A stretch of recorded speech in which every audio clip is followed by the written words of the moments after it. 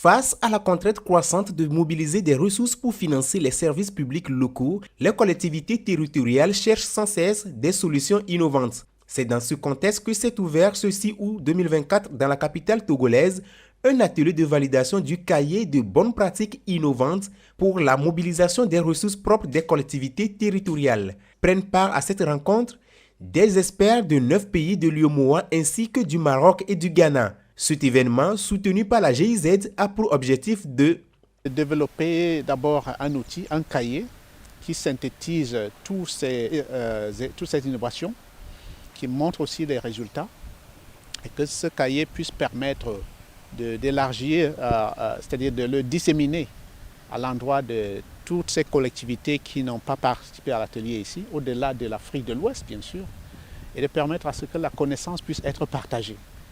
On commence par la dimension consolidation des résultats obtenus sous forme d'un cahier de bonnes pratiques et puis diffusion, c'est la deuxième étape, diffusion ou dissémination à l'endroit d'un plus grand nombre de collectivités à travers les différents réseaux existants, y compris le projet PRODAO.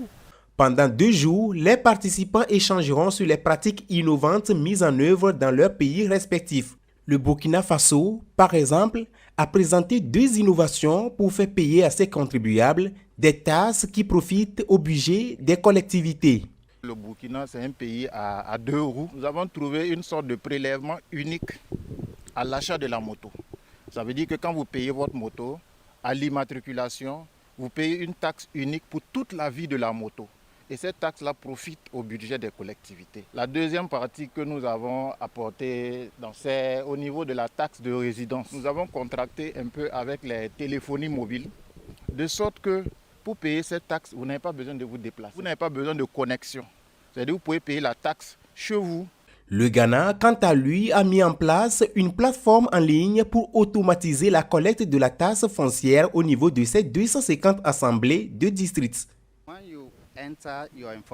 Lorsque vous saisissez vos informations, les références de votre immobilier apparaissent et le montant que vous devez payer apparaît également. Cela vous facilite du moins la tâche parce que vous pouvez payer au niveau de ce portail, c'est-à-dire faire un paiement virtuel. Et cela a facilité le paiement de la taxe foncière et également cela nous a permis de générer beaucoup de ressources.